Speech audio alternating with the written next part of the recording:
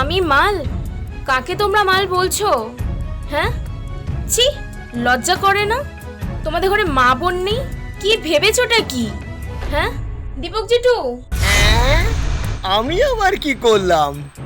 হরে কৃষ্ণ, হরে কৃষ্ণ। আপনিও এদের থেকে কম না। আমি একজন মেয়ে মানুষ। তুই শালা ওই মেয়েটার সঙ্গে আবার কি করেছিস? না, মার চন্দন, মার। না, না মানে কি? হ্যাঁ, মার, না মার। মানে কি? মার চন্দন, মার। ভাম শালা, মানে ভাম শালা, মার মুখে শালা। চলেছিস?